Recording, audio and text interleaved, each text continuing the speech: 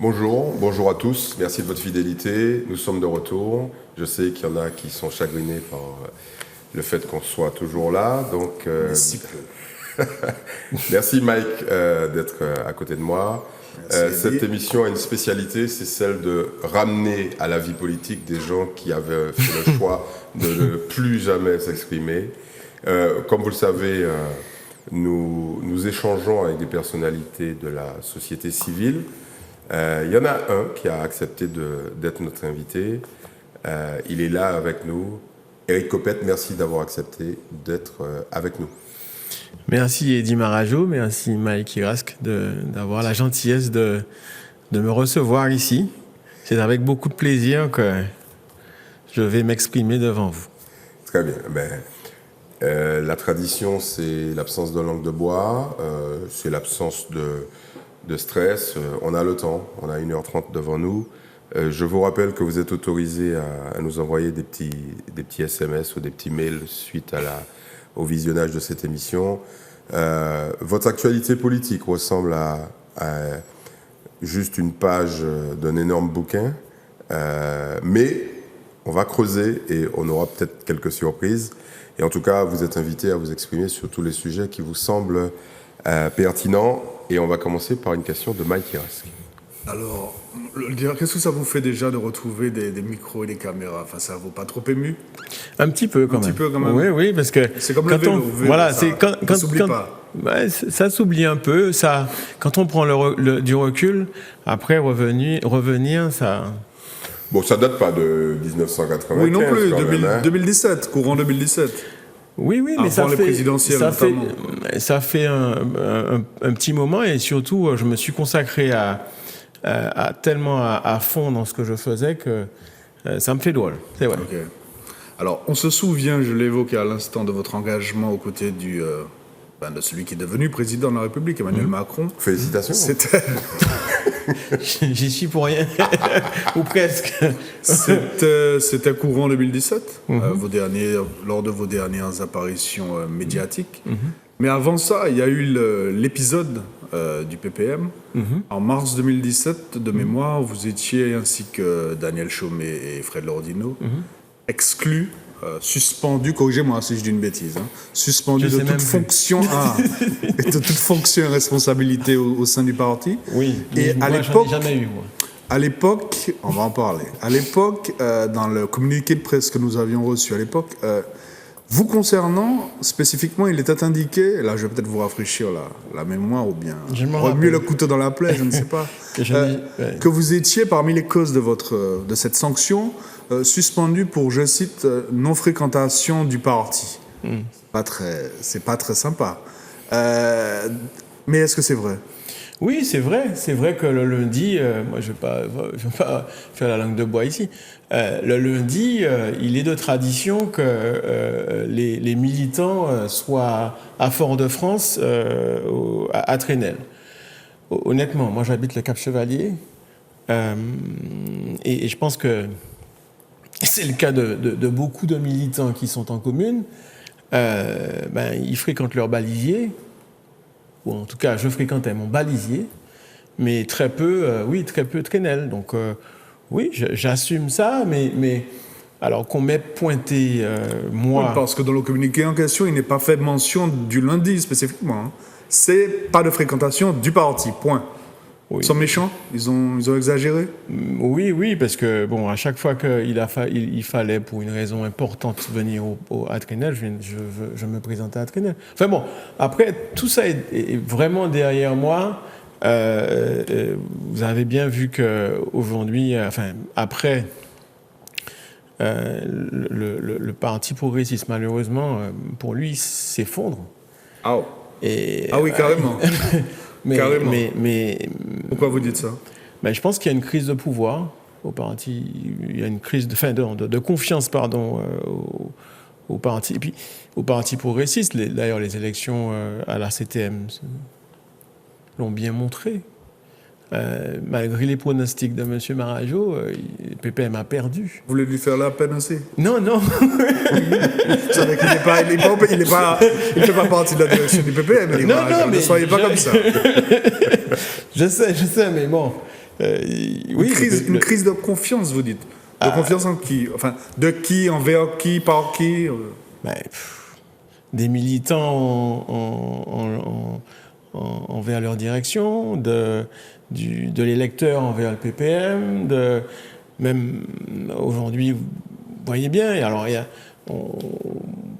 ne suis pas au fait de ce qui se passe au sein du PPM, mais je sens bien que le secrétaire général n'est pas très très bien assis. En tout cas, je sens que certains essaient de l'ébranler. Enfin bon, tout ça est... Vous sentez ou vous avez des sources? J'ai aucune source, honnêtement. Vous savez quoi? Je ne fais pas de politique aujourd'hui. J'ai décidé de me consacrer... Vous avez l'air quand même d'être bien informé pour quelqu'un qui ne fait pas de politique. Non, mais après, bon, évidemment, il y a des gens qui viennent vous parler. Quand les conversations de comptoir font qu'on parle, mais je ne fais pas de politique. Et j'ai décidé de me consacrer aux entreprises que je développe. Et donc, je suis loin de tout ça. Je le dis comme je le dirais dans la rue, mais ça s'arrête là.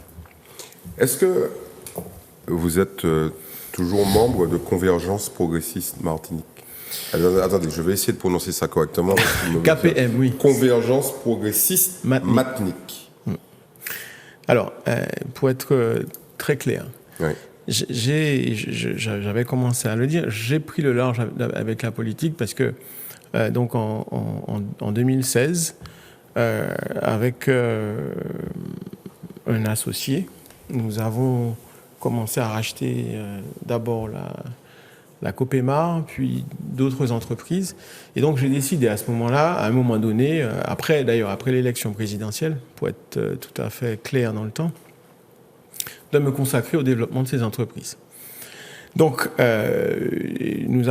j'ai participé avec Fred Lordino et Daniel Chaumet à la fondation de ce collectif. Ce n'est pas un parti, en tout cas, c'est dans l'esprit dans lequel nous l'avons fondé, c'est un collectif. C'est quand même une personne morale ou bien c'est... Non, ce n'est pas une personne. C'est même pas une personne morale. Non, donc il n'y a pas un RIB, il n'y a pas un compte en banque. Non, sauf si les choses avaient évolué depuis que j'ai pris un peu de distance. Non, on a bien constaté qu'il semblerait que les réunions se tiennent encore dans une cabine téléphonique. Donc vous n'êtes pas de trop, apparemment. Non, Est-ce qu'il vous convie de temps en temps, quand même? Oui, notamment Fred Lordino et Daniel Chaumet me convient de temps en temps. Est-ce que vous pouvez nous dire s'il y a beaucoup de monde, parce qu'il a refusé de nous répondre? Vous êtes 3 ou bien plus de 3? Honnêtement, encore une fois, j'ai pris beaucoup de large par rapport à Donc vous n'y allez même pas, en fait? Non, je n'y vais pas. Très bien. Honnêtement, je fréquente très peu KPM. On a des échanges téléphoniques, notamment avec Fred, sur des sujets qui l'intéressent, qui peuvent m'intéresser.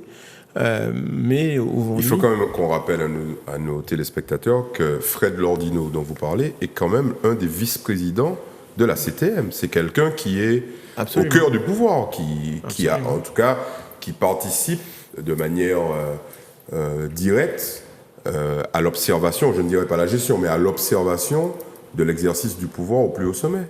Oui. Et donc, si vous avez des conversations téléphoniques avec quelqu'un d'aussi important, c'est que vous êtes encore en lien avec la politique. Non, je peux échanger sur des sujets. D'abord, c'est un ami, premièrement. C'est d'abord la raison qui fait que nous échangeons. Et puis, il nous arrive d'échanger sur des questions économiques, politiques, même financières. Bon.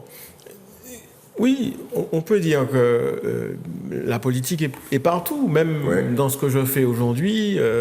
On peut dire que je fais un peu de politique, mais politique au sens électoral du terme, politique au sens militant du terme, aujourd'hui, je n'en fais pas.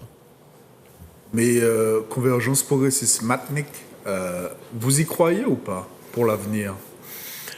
Même si vous n'en faites pas partie Oui, ou plus d'accord. partie, mais Si est-ce vous voulez que vous croyez en son potentiel éventuel pour... Faites attention parce qu'ils nous écoutent. si Hein. vous Enfin, ils voulez. nous regardent. Puis peut-être qu'ils enregistrent.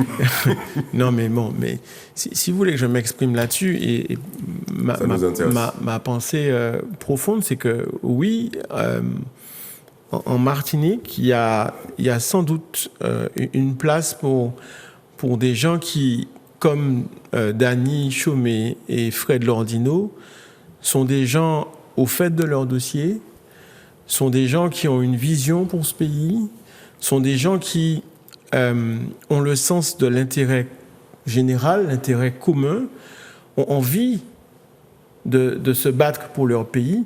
Oui, un parti ou un collectif tel que Convergence Progressiste Martinique a sa place. Et je pense qu'il gagnerait à sans doute dynamiser ce collectif. Par exemple, en faisant quoi? Est-ce que l'initiative... Maintenant, c'est plus qu'une initiative, c'est un mouvement rendu public par Jean-Philippe Nilor et Marcel Nado il y a quelques jours. Est-ce qu'une connexion éventuelle entre KPM et PIA pourrait participer de la dynamique que vous venez d'évoquer? Je suis mal placé pour vous répondre, honnêtement. Cette actualité-là non plus, vous n'avez pas trop suivi, quoi. J'ai juste, comme tout le monde, un dimanche, et puis sur WhatsApp, en réalité, je vous disais tout à l'heure que j'ai pas de télé, donc Ok.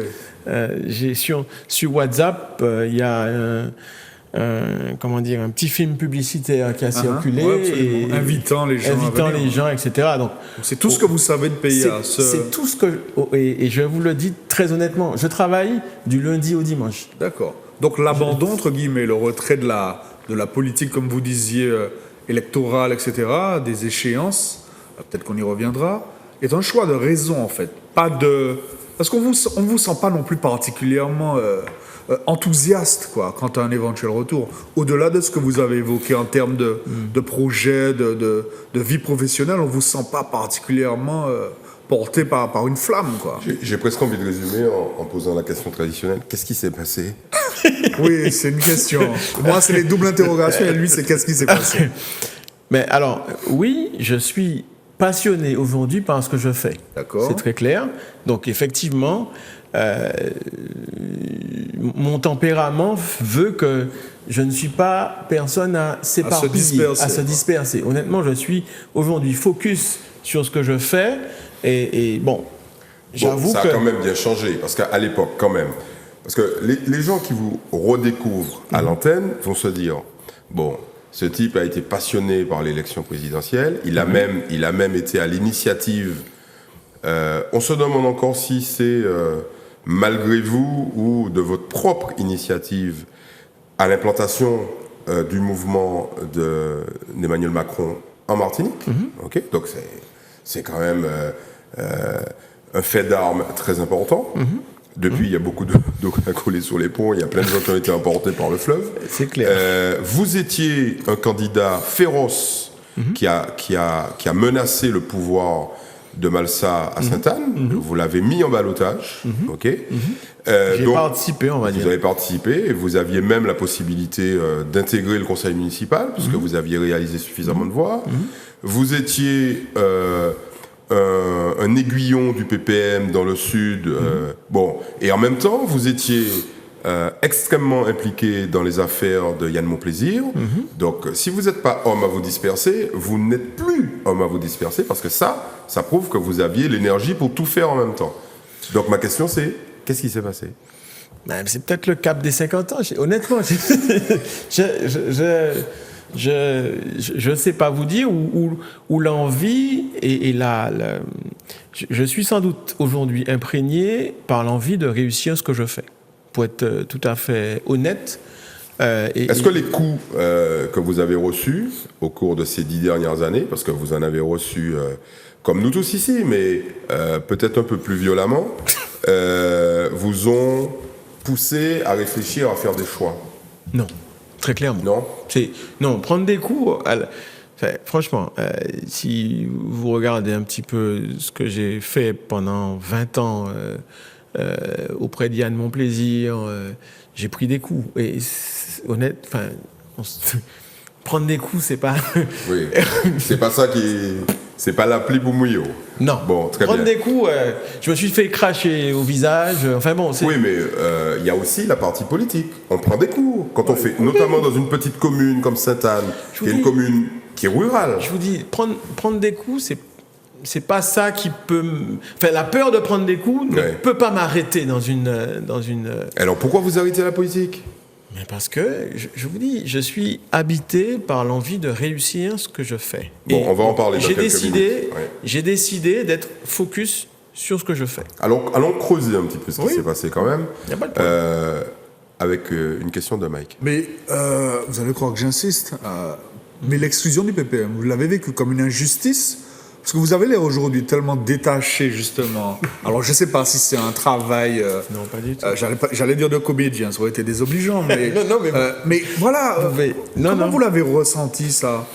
Mais... Cette formulation-là, qui plus est dans un communiqué de presse. Et n'oubliez pas de nous donner l'adresse de votre coach. Peut-être qu'on en aura besoin. Votre coach en yoga, manifestement. Non, alors... Parce que clairement, ça voulait dire on l'a viré parce qu'il n'était pas, pas présent, il n'était pas là, quoi. Et puis il n'était pas bon, oui, c'est ce que ça voulait dire. Il respecte pas les statuts. En plus, on le connaît pas, quoi. Il vient pas. Oui, non, mais ce genre de coup en politique ne m'étonne pas beaucoup. Alors, et franchement, ça ne m'a pas beaucoup ému. D'autant que à l'époque, je vous rappelle que nous étions dans une dynamique. Je veux dire, de soutien à Emmanuel Macron et nous croyons à cette époque que Emmanuel Macron est le bon candidat et qu'il va gagner. Donc nous étions portés par cette flamme-là. Okay. Donc alors, après que le secrétaire général ou le président du PPM décide de prendre sa plume pour me dire que je n'étais pas présent, après, moi, au contraire, ça me renforce dans ma volonté de leur démontrer, bon ben tiens, je vais te montrer que le candidat que je soutiens, c'est lui qui va gagner. Donc en fait, la sanction du PPM est liée à votre engagement bien sûr. En faveur d'Emmanuel Macron. C'est aussi simple que ça. Mais c'est pas plus compliqué que ça. D'accord, oui, c'est une autre manière de le dire. Ouais. C'est pas plus compliqué que ça, enfin, honnêtement. Enfin... Donc ça n'a pas du tout été une surprise. Ce qui constitue une surprise, c'est peut-être la formulation, les mots choisis, quoi. Même pas. Attendez, je vais quand même vous citer. J'ai devant moi une espèce de flyer, on va appeler ça comme ça. Je vote Macron, je vote utile. Alors je vais quand même vous rappeler les gens dont le portrait apparaissait sur ce flyer. Mm-hmm. Donc Génie Dulis, Christian Raffa, Henri Romana, membre éminent du PPM. Maire. On est d'accord, maire de Fonds-Saint-Denis. Justin Pamphile, membre éminent de EPMN à l'époque. Joachim Bouquetti, maire de Grand-Rivière, Fred Lordino, Athanas Jeanne-Rose, membre éminent du PPM, et Lucien Salibert. Est-ce que vous pourriez nous expliquer pourquoi il manque Dany Chaumet, probablement, mais en tout cas, là, il y a... On parlait des élus à l'époque. Une brochette d'élus, et pas des moindres. Pourquoi M. Romana et pourquoi M. Jeanne-Rose n'ont pas été exclus? Parce qu'eux ont choisi très clairement, ils ont mis leurs photos. Donc vous venez de nous dire que c'est votre soutien à Emmanuel Macron qui a précipité votre chute, et eux, ils sont toujours là. Qu'est-ce qui s'est passé? Il n'y a pas autre chose? Eux, d'abord, sont maires, pas moi. Donc ça fait... Un maire peut être exclu d'un parti. Oui, non, mais quand un parti perd un maire, ça pèse. Vous n'avez pas de division. Okay. Moi, honnêtement, vous pensez bien que je ne représente rien à cette époque, et encore aujourd'hui, pour le PPM, encore moins aujourd'hui. Donc, bon. Vous n'avez qu'à gagner en 2014, quoi, les municipales de Sainte-Anne. Oui, si j'avais gagné, oui, à mon avis, j'aurais été vu de notre œil, sans doute. Est-ce que vous êtes toujours un soutien infaillible, indéfectible d'Emmanuel Macron? Oui, parce que je pense qu'il a raison. Alors, sans doute n'a-t-il pas été, assez pédagogique, assez explicatif. Sans doute a-t-il voulu passer en force sur certaines mesures. Sans doute n'a-t-il pas été bon communicant. Mais je reste persuadé que la France, et d'une manière générale, et les DOM compris, ont besoin d'être réformés. Aujourd'hui, cette puissance a besoin d'un certain nombre de réformes pour pouvoir résister à la compétition mondiale. Y compris les choix qu'il fait, qui sont parfois très très mal vécus pour les DOM. Vous soutenez Écoutez, les réductions financières auxquelles sont soumises les communes. Évidemment, quand on est concerné les ménages. Quand on est concerné de près par ces économies, on a du mal à soutenir. Mais quand on parle de son action globale, d'abord, pour moi, il est encore l'homme de la situation. Parce que je vous rappelle quand même qu'aujourd'hui, si vous faites un sondage, je pense, sans regarder les choses de manière détaillée, mais Marine Le Pen pourrait être présidente de la République. Donc, entre Marine Le Pen et Emmanuel Macron, il n'y a pas photo pour moi. Les derniers sondages indiquent très clairement et de manière récurrente que ces deux personnages que vous venez de citer pourraient, si l'élection avait lieu immédiatement, pourraient se retrouver au second tour et que le choix se porterait de manière systématique sur Emmanuel Macron. Mais pour vous, il n'y a pas d'autres politiques possibles ? Notamment pour nous ? Oui, sans doute, oui, il y a des chemins possibles, il y a des voies à explorer. Mais pour moi, il y a d'une manière générale à changer le format. Pour vous, le système est à bout ? Mais quand je regarde, oui, pour moi aujourd'hui, on devrait, nous en tout cas, être encore plus acteurs. Nos élus devraient être encore plus acteurs, parce que, alors j'ai pas tout regardé, mais j'ai regardé en mangeant un sandwich dans un snack, les échanges qu'il y a eu lors des débats à l'Élysée. J'ai été un peu déçu quand même. De la part de qui ? De nos élus. En quoi vous avez été déçu ? Bon, j'ai pas tout vu. Je ne vais pas vous demander par qui. Non. Enfin, si, je vais le faire d'ailleurs. Je viens de le faire. Quand je regardais, il n'y avait pas d'élus de la Martinique, mais je veux pas. Comment ça y est ? Non, quand vous étiez en train de déguster ce sandwich. Voilà, mon sandwich. La phase. On sent bien que vous choisissez vos moments. Oui. On vous enverra là. C'était un midi. Non, mais honnêtement, j'étais déçu d'une manière générale des questions. Alors, j'ai pas de comment dire, d'exemple très précis, mais les interventions étaient pauvres. Alors, par contre, on m'a indiqué, et d'ailleurs c'est ma compagne qui m'a indiqué que je l'ai pas vu non plus. L'intervention de Didier Laguerre était. Elle restera dans les annales apparemment. Ouais, apparemment. Je l'ai pas vu. Notamment sur la fiscalité locale, la volonté de créer autre chose, de changer. Mais avant que je passe la parole à Mike, qu'est-ce qui vous déçoit dans le système justement ? Qu'est-ce qui ne va pas ? Vous savez, moi, je serais très terre à terre. Alors, le système, bon, moi j'ai envie qu'on change, nous. Aujourd'hui, je trouve que, alors après, c'est pas que de la politique, c'est notre logiciel social. Je trouve que nous sommes très dans le fun-chou. Je pense que cette expression va rester. Et le fun-chou, c'est je m'arrange pour que l'autre n'y arrive pas. Je m'arrange pour, par tous les moyens, faire en sorte que l'autre... Et il y a quelqu'un, il y a un psychologue, je crois, qui faisait le parallèle avec le panier de crabes. Quand il a raison, quand vous mettez des crabes dans une nasse, le seul qui essaye de sortir de la nasse, les autres crabes le rattrapent. Et ça me semble très vrai honnêtement. Ça sent le la vécu, politique, ça sent le vécu là. non, c'est même pas le vécu. Ouais. Et je pense que c'est ça notre logiciel sociologique aujourd'hui. Et en politique, notamment en politique, on est dans le fun chou, quoi. Manquer fun chouaï, quoi. Voilà. On sent une amertume. C'est une des raisons pour lesquelles vous quittez le game, comme J'ai disait- l'impression qu'il l'a pas vraiment quitté. Il est sur le bord du panier. C'est Non. ça. Vous êtes arrivé à Vous sortir. êtes, et sur, en fait, vous êtes sur le banc, quoi, pour l'instant. Si vous voulez, mais en fait, je suis focus sur ce que je fais. Voilà, après ben oui, je regarde et puis...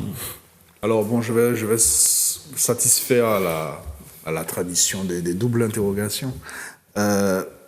Dans le droit fil de ce qu'a dit Eddy, pourquoi est-ce que vous avez parlé tout à l'heure d'un Emmanuel Macron, je vous cite, mauvais communicant. Dans ces fameuses petites phrases,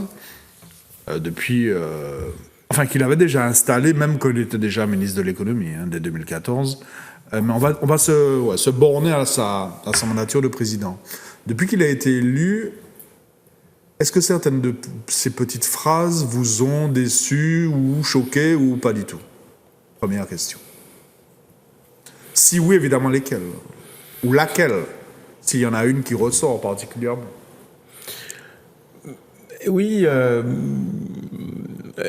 alors, dire à un chômeur qu'il suffit de traverser la rue pour trouver un emploi, Oui. ça peut être choquant. L'homme des chiffres, parce que vous êtes aussi un homme féru de chiffres par nécessité, vous pensez de quoi? D'un point de vue économique, justement, vous pensez de quoi d'une telle affirmation, quoi? On va sortir de la forme, mais sur le fond, enfin, si fond il y avait, voilà, vous en avez pensé quoi de cette phrase-là? Elle est sans doute à prendre dans un contexte. Mais lequel? mais voilà, lequel, Mais lequel? je ne sais pas. Enfin, je vais vous parler très franchement. S'il vous plaît. Elle est sans doute à prendre dans un contexte que je ne connais pas. Mais dit comme ça peut me choquer. Parce que j'observe que, alors, plus en Martinique qu'ailleurs, que l'inactivité, d'une manière générale, est dramatique. Et on ne trouve pas de boulot juste en traversant la rue. Pour trouver du boulot, il faut un petit peu de compétences, beaucoup de volonté, et puis un petit peu de chance aussi. Ouais. Mais comment on passe du PPM au macronisme? Et d'ailleurs, parce que je pense que c'est peut-être une des interrogations de nos téléspectateurs, pourquoi vous avez adhéré au PPM initialement? Pour quelle raison? Parce que, d'abord, je crois toujours aux valeurs du progressisme. Je crois très, très fermement que ce qui fait le fondement, le ferment du PPM sont des choses importantes. Après, il y a un problème au PPM. Qui est oui, manifestement. Je suis content que vous remettiez le couvert. Qui est culturel. Oui. C'est le culte de la personnalité. Et je pense que, et je le dis aujourd'hui de manière très détachée, Césaire a malheureusement aussi un peu contribué à son propre culte. Non, pas son culte, non, mais contribué à cette culture du culte. Ah bon? C'est-à-dire que les gens ont sans doute... ont mis beaucoup de ferveur à soutenir Césaire, et je le respecte. Oui, avec beaucoup de raisons, on est bien d'accord. Mais après, ça laisse des traces. Et ce qui m'a choqué au PPM, c'est ça. C'est un peu, le culte de la personnalité. Il faut... Ce culte a toujours cours aujourd'hui? Enfin, je vais être encore plus clair. Depuis que Serge Letchimy en est le président, bien sûr, et la figure, le leader... oui. D'accord. Mais je pense que la majorité, en tout cas les partis de pouvoir en Martinique sont très comme ça. C'est pas propre au PPM. Non, c'est la même chose au MIM, sans doute. Bon, je le dis pareil, de manière très détachée. Bon, et cette culture de l'homme providentiel me semble... poser problème. Mais vous savez que, parce que je suis sûr qu'il regarde notre émission alors peut-être pas le jour de sa diffusion, mais en replay ou sur YouTube, vous êtes en train de faire très plaisir à Jean-Philippe Nilor, là. Vous fustigez lui, il appelle ça, il aime bien les néologismes, il appelle ça le futurisme. Non. Ah oui, non. Vous l'avez. Et il déplore justement cette. Et là. Et à notre micro, la semaine dernière, il a déploré, voilà, cette vénération de l'homme providentiel. Vous avez des accents niloristes, là, depuis tout à l'heure. Mais écoutez, bon, d'abord, Jean-Philippe est un ami. Ah, bon, vous anticipiez ma. Non, vous en avez beaucoup, quand même. Oui, j'ai des amis. Vous savez quoi, moi, Jean-Philippe est un ami, d'abord. Deux, je ne suis pas dans le détail de son activité. Je ne savais même pas qu'il était ici la semaine dernière. D'accord. Et je n'ai pas reçu. Alors, contrairement à d'autres, j'ai d'autres amis.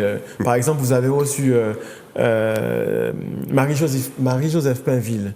Je cherche son prénom parce que je ne l'appelle pas de la même manière. Récemment, qui m'a envoyé son émission. Comment il s'appelle? Danny Chaumet m'a envoyé son émission, mais je ne savais pas que Jean-Philippe était venu ici. A priori, après celle-ci, vous devriez la recevoir en plusieurs exemplaires. Ah oui. Le portable va peut-être imploser, là, le smartphone. Non, je n'ai pas. Il y a une espèce de similitude frappante dans vos propos, à la fois sur cette thématique du c'est juste un constat, et de l'homme providentiel, voilà, qui n'a que trop duré, quoi. Mais après, ce n'est qu'un constat. Enfin, vous journaliste, observateur de la vie publique, ça vous a sans doute aussi un peu interpellé que, en tout cas, les partis de pouvoir en Martinique sont très habités de cette culture de l'homme providentiel. J'allais quand même vous poser la question. Il y a quand même chez ceux qui entourent Emmanuel Macron une propension à l'aduler aussi. On a vu ça pendant la campagne.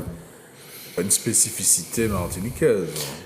Oui, parce que... Le charisme... On a vu ça avec Sarkozy, avec Mitterrand, avec... Oui, je suis d'accord avec vous, oui. Parce que quand il arrivait, on voyait une espèce de pendant la frisson campagne, parcourir les foules. C'est vrai. Mais sorti de la campagne.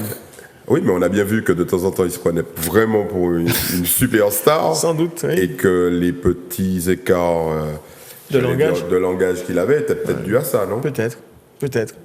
Oui.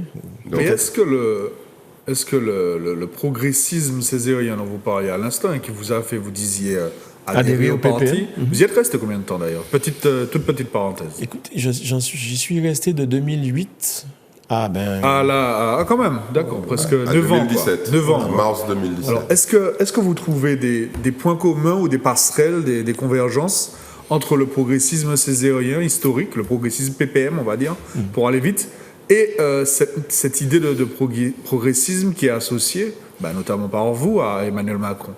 Est-ce qu'il y a des points de convergence? Et si oui, évidemment, lesquels? Ou lequel vous semble le plus saillant, le plus majeur, quoi? Je pense que, en tout cas, dans ce qu'il a voulu dégager, notamment pendant la campagne, que ça reste un homme habité d'humanisme, Emmanuel Macron. Et il y a un mot qu'il employait de manière très, récurrente, c'est la bienveillance. Et bon, après, c'est quand même un homme habité de volonté de progrès, oui, de changer les choses. Oui, je trouve, alors, évidemment, pas dans la manière, parce que il arrive en politique au plus haut sommet à peine 40 ans. À 39 ans. À 39 ans, donc c'est pas la même fougue, c'est pas le même... Bon, on n'est pas sur le même logiciel. Mais vous parlez d'humanisme, de bienveillance. Depuis maintenant, on est au 4e mois. Les gilets jaunes de l'Hexagone se retrouvent tous les samedis à manifester, etc. Alors, bon, donc on dirait qu'il y en a évidemment moins qu'au début. Mais enfin, j'ai le sentiment que beaucoup de Français, je n'ai pas les statistiques, quand on leur parle de la bienveillance et de l'humanisme d'Emmanuel Macron, c'est pas ce qui leur saute aux yeux, quoi, pour le moins. Moi, je vous parlais du temps de la campagne. Alors après, c'est clair que aujourd'hui, la séquence Gilets jaunes Elle est longue déjà. Elle est très vous en longue. pensez quoi d'ailleurs? Ben, j'en pense quoi? Est-ce que, J'en pense. est-ce que vous êtes comme Berléand? Est-ce qu'ils Non. vous font... Est-ce que vous en avez... Ouais. Enfin, Ce ouais, que, voilà. ce que j'en pense, c'est que, en réalité, on lui fait payer aujourd'hui sa méconnaissance du peuple français. Est-ce qu'on peut être président de la République en méconnaissant le peuple français? Mais la preuve, oui, Oui. je pense. Est-ce que ceux Aujourd'hui, qui, oui, ceux parce qui lui font que payer... il est devenu président de la République, ne l'oublions pas, sur l'idée du dégagisme. C'est ceux qui ont dégagé qui lui font payer Mais ça? c'est... Alors, je ne sais pas qui, en fait, on peut pas, enfin, de mon point de vue, on ne peut pas identifier qui. Parce que la majorité des maires, la majorité des conseillers régionaux, des conseillers départementaux en France sont quand même des gens qui appartiennent aux partis qui ont été dégagés au niveau de l'Assemblée nationale. Ils sont encore les élus de terrain, jusqu'aux prochaines échéances qui arrivent. Mais lui, en tant que...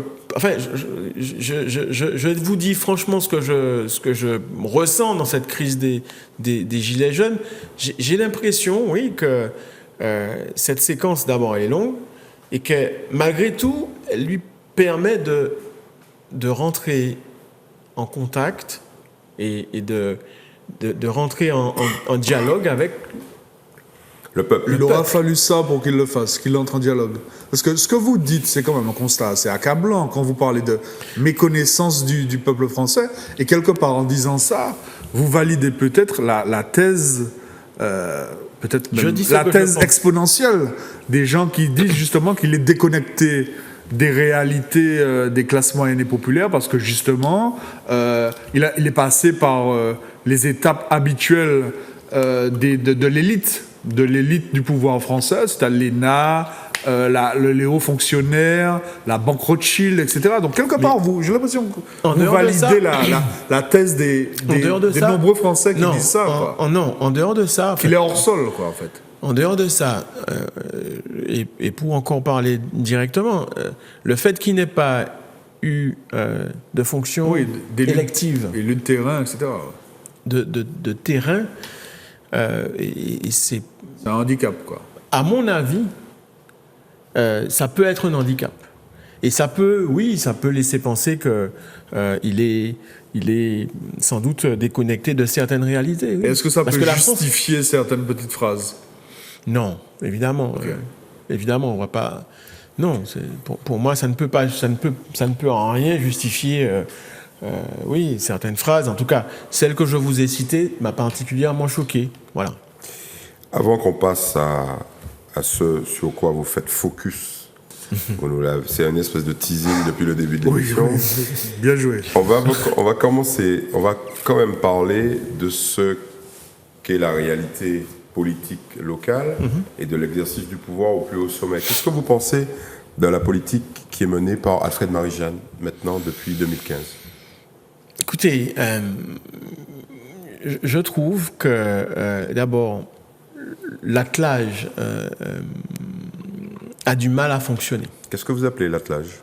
Mais l'attelage, le grand semblé Pouba pays en chance, je trouve qu'il a du mal à fonctionner. En fait, après, moi, je suis comme vous, hein, je regarde la télé, j'écoute les gens parler. Quand on voit les dissensions qui existent entre l'exécutif et l'Assemblée, je m'interroge, je suis même inquiet. Quand on voit les enjeux liés à la fusion des deux anciennes collectivités, je suis inquiet parce que, en tout cas, pareil, je regarde juste, je suis juste un observateur très détaché de la vie politique. Je trouve que ça ne fonctionne pas.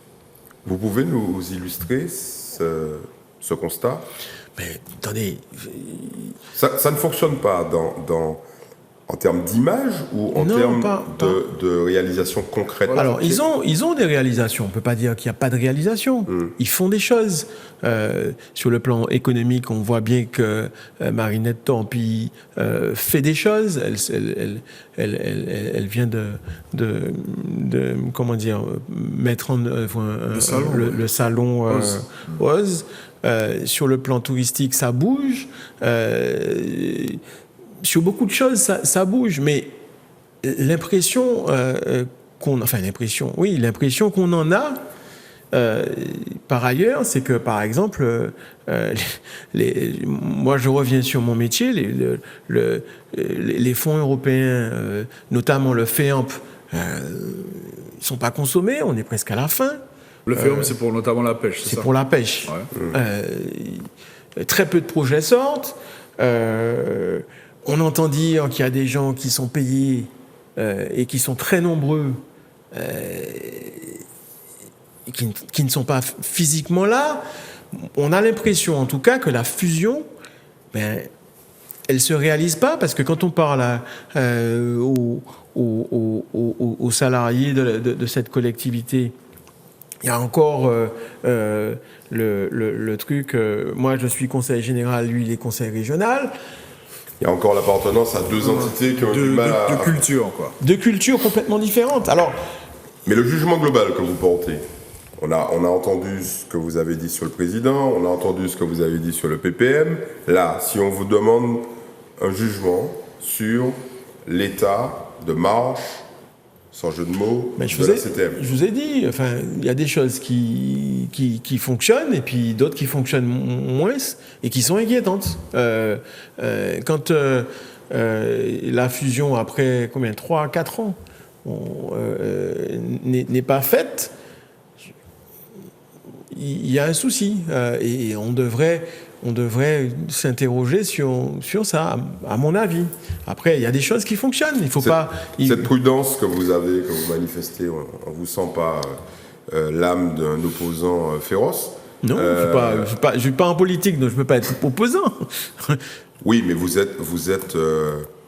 appartenez à une famille de gauche progressiste, apparemment. Oui. Les choix qui sont faits, qui sont quand même dicté à la fois par les préoccupations de la droite, on est bien d'accord, parce que Yann Monplaisir, jusqu'à preuve du contraire, n'a pas basculé dans un progressisme effréné, mêlé de choix de gauche, voire d'extrême gauche avec le MIM. Vous dites ça ne fonctionne pas, l'attelage ne fonctionne pas. C'est pas l'impression que j'ai aujourd'hui. Alors, mais les gens qui nous écoutent se posent quand même régulièrement la question de savoir dans quelle direction on va. Je suis comme... Vous ne le savez pas non plus. Je suis comme tout le monde. Oui. Et vous êtes capable de rester 4 ans sans savoir où vous allez, vous? Vous êtes quand même un chef d'entreprise, non? Ah, mais bien sûr, oui. Mais sauf alors, que ça ne vous révolte pas, vous... Non, parce que, d'abord... Finalement, vous n'en avez pas besoin, quoi. C'est ça, en fait. Pourquoi vous dites ça? On a tous besoin de la collectivité majeure de la Martinique. Donc, non, c'est pas que j'en ai pas besoin. Encore une fois, si on doit faire le constat, il y a des choses qui fonctionnent et d'autres qui fonctionnent pas. Ça, vous nous l'avez dit. Et puis, il y a des choses inquiétantes. Bon, je vous l'ai dit aussi. Mais au total, vous, quand vous dites, je ne sais pas dans quelle direction ils vont, c'est quand même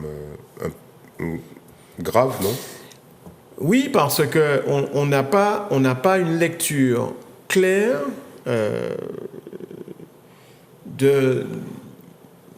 d'une action, je sais pas, enfin, je sais pas dire aujourd'hui si la priorité c'est le tourisme, si la priorité c'est l'agriculture, voilà quoi. Ouais. Mais je sais pas lire ça. Il faudrait une priorité exclusive. On peut mener plusieurs grands chantiers de front, a priori. Absolument. D'accord, donc qu'est-ce qui... Sauf que... Vous avez l'air de déplorer qu'il n'y ait pas une espèce de priorité absolue. Non, je ne parle pas de priorité absolue. Sauf que moi je pense que il y a des secteurs qui devraient être priorisés. Par exemple? Le tourisme, par exemple. Vous venez d'évoquer plutôt de bons résultats. J'imagine que vous faisiez peut-être allusion à la croisière. ceux de la croisière. Donc, il faut porter le focus sur quel segment dans Je faisais beaucoup allusion à la croisière, qui fonctionne bien, semble-t-il. Okay. Mais après, le tourisme de séjour mériterait un focus particulier. Sur quelle réalité concrète? Il y a une réalité qui est criante, c'est l'hôtellerie. Ouais. Aujourd'hui, on continue à perdre mais sur ce volet-là, parce qu'en fait, des chambres. Alors, Erico, juste un point. Vous êtes quand même, Eddy l'a rappelé, vous avez travaillé, peut-être vous continuez de le faire, pendant de nombreuses années avec Yann Monplaisir. C'est la droite, et singulièrement le groupe Pas payé en chance, qui... Alors, bien sûr, il y a Alfred Marie-Jeanne au-dessus, mais qui... Oh là, le rictus est intéressant. C'est clair. Alors, qui pilote l'activité économique, Marinette Torpille, Yann Monplaisir. Vous avez quand même une relation... Miguel Aventure. Vous avez une relation privilégiée avec Yann Monplaisir. Absolument. Qui pilote tout ce qui est relatif au développement économique. Mais écoutez, sur ces sujets-là, l'hôtellerie, Dieu sait si c'est l'un de ses dada, il vous dit quoi? J'imagine que vous le questionnez, lui posez des questions. Est-ce qu'on ne va pas lui faire porter la responsabilité de l'échec, finalement? Aussi. Qu'est-ce qu'il vous répond quand vous lui parlez de ces priorités-là? Je pense... Alors, moi, je suis très libre. Donc, d'abord, je voudrais... je voudrais... C'est pour ça qu'on vous a invité. Hein. D'accord, oui. Merci. Je voudrais donc vous dire, oui, que j'ai travaillé 20 ans aux côtés d'Yann Monplaisir. Okay. Et c'est un homme pour lequel j'ai beaucoup de respect, d'amitié. Je pense qu'il est aussi enfermé dans cette alliance. Il va pas aimer ça. Le mot est chargé quand même. Mais oui, non, mais il est dans cette alliance. Lui-même. Qui est le geôlier? Il est dans cette alliance et il a voulu l'alliance. Hein? Il en est la victime. Je dirais pas la victime, mais il est dedans. Donc après. Nager dans ça peut être compliqué, honnêtement. Enfin, bon, après, je vais pas. Moi, à sa place, ça aurait été compliqué pour moi. Est-ce que vous décrivez là? Vous seriez déjà parti? Je sais pas, je peux pas vous dire. Enfin, je sais pas. Non, parce que ses relations avec Alfred Marie-Jeanne sont plutôt très bonnes. Ah oui. C'est ce que j'observe, contrairement au président de l'Assemblée. Donc, bon. Mais d'où vient cet enfermement alors? Il est enfermé par quoi? Par la volonté de notre président. Malgré les très bonnes relations qu'il a avec lui. Mais sur quel levier? Il n'est pas président. Sur quel levier, par exemple? Sur les leviers sans doute budgétaires, sur les priorités. Ce que vous nous décrivez là, c'est un hôpital psychiatrique, en fait. Je sais pas si... Résistez à la provocation. Je résiste. Non, mais je sais pas de quoi vous parlez. Mais ce que je dis, c'est que ça doit être compliqué. Vous nous parlez de quelqu'un qui est volontairement entré dans un endroit que vous avez du mal à décrire, qui nage dans cet endroit, il semblerait qu'il y ait quand même quelques gros poissons un peu dangereux, et qui a du mal à en sortir... et qui pourrait décider d'en sortir. Or, c'est pas sa volonté. Qu'est-ce qui pousse quelqu'un qui manifestement n'est pas à l'aise d'après ce que vous dites? Non, mais il est sans doute pas très à l'aise. Maintenant, il va pas vous le dire. Mais moi, c'est ce que je sens. Mais je pense. Non, il ne l'a pas dit. Moi, je pense d'abord qu'il est habité par la volonté de faire pour son pays. Oui, ça il nous l'a dit. Il est habité de ça et ça pour lui le guide au-delà de tout. Monsieur Copette, quand on est habité par ça pendant 20 ans et qu'on n'arrive pas à le faire, qu'est-ce qu'on fait au bout d'un moment? Après, je pense que c'est surtout ça aujourd'hui qui le guide. Après, je veux dire, les relations entre hommes, surtout en politique, ça peut être compliqué. Ça peut être même très compliqué. Donc on peut faire le deuil de sa volonté d'engagement pour le peuple. C'est ce que vous nous dites. Non, au contraire. Mais il ne peut rien faire. Vous dites il est enfermé. J'ai pas dit qu'il peut rien faire. Non, vous avez dit qu'il est enfermé. Non, j'ai dit qu'il est j'ai dit qu'il est enfermé dans une alliance, mais il est c'est bien le mot. Il est enfermé, il est dans cette alliance et il ne peut pas en sortir. Aujourd'hui, il faut qu'il aille jusqu'au bout. Mais sur l'hôtellerie, quel projet pourrait être débloqué par, je ne sais pas, une meilleure, je ne sais pas comment dire ça, quelle image emploie, une meilleure météo? Je ne suis pas... dans les relations et les décisions entre l'exécutif je ne suis pas dans le secret des dieux, je ne suis pas dans... plus que nous, je pense. Hein. Ah non, je ne pense pas. Pour quelqu'un qui est loin de la politique, vous savez un paquet de trucs et puis vous avez des liens avec des gens super importants. Je ne suis Parce pas que dans le secret. rappelons quand même, Même tout à si l'heure on a j'ai parlé des de liens, Lordino, même si j'ai qui des liens. est vice-président. Rappelons quand même que le premier vice-président, c'est quand même Yann Monplaisir. De l'Assemblée. Voilà, c'est déjà pas mal. Oui, et puis j'ai des liens. Avec Alfred Marie-Jeanne Aussi avec Alfred Marie-Jeanne. Vous savez. Oui. Finalement, savez quoi vous pouvez peut-être nous aider. Vous êtes sur le banc, mais proche du terrain quand même. Vous êtes sur le banc, mais proche du terrain quand même. Oui, parce que je suis un amoureux de mon pays et des gens, quoi. J'ai l'impression que les gens qui nous écoutent commencent à comprendre pourquoi vous êtes une copette. Sur l'hôtellerie, il y a la présidente du CMT, Karine Mousseau, qui annonce déjà depuis quelques mois que ça y est, un certain nombre d'établissements sont en cours de rénovation ou vont l'être. C'est de nature, a priori, à vous rassurer, ça. Absolument. On ne vous sent pas du tout rassuré sur ce volet-là. C'est de nature. Mais moi, je vais parler franchement, c'est de nature à rassurer, mais c'est pas suffisant. Bah alors voilà, sur ce segment-là, l'hôtellerie, que faudrait-il faire en priorité? Après, je suis pas. Encore une fois, c'est facile. Oui, on sait. Vous êtes en retrait, vous êtes pas. Non, c'est pas ce que j'allais dire. La critique est facile. Ben, L'exercice du pouvoir est tout autre. On est sûr que vous êtes capable de porter une critique constructive. Je pense, et j'ai rien inventé, il nous faut arriver à construire des chambres. Non seulement les rénover, mais les construire. C'est là que ça coince. Et c'est là que on sent que ça coince. Alors, le groupe ICAD, qui est une filiale de la Caisse de dépôt et consignation, se retire du projet du... C'est pas qu'il se retire. C'est pire que ça. Oui, il abandonne carrément le projet de l'ex-Calenda. C'est pas le groupe ICAD. De ce que je comprends, encore une fois, je ne suis que... Un observateur très éloigné. Très éloigné de tout ça. On se demande ce que font les mecs qui sont tout près. Pas rire, là, vraiment. Les mecs qui sont tout près, on se demande ce qu'ils font. Non, mais très sérieusement, de ce que je comprends, le groupe ICAD n'était qu'un partenaire. Qui avait déjà... qui avait les faveurs... N'était qu'un partenaire. Ouais. Simplement, il y a un leader qui n'a pas pu lever les financements nécessaires à cette opération. Bon, et je ne pense pas qu'il faille porter, en tout cas, il faille faire porter les responsabilités de tout ça au groupe ICAD. Non, mais... À mon avis. Non, mais... D'accord, ok. On s'étonne qu'un groupe qui est un peu le bras armé, l'argentier, le grand argentier de l'État français, puisse se retirer d'un projet qui avait quand même une valeur symbolique forte pour le tourisme. Si eux n'ont pas confiance, imaginons les petits investisseurs. Alors, il se dit, mais encore une fois... Vous êtes loin. Je suis très loin.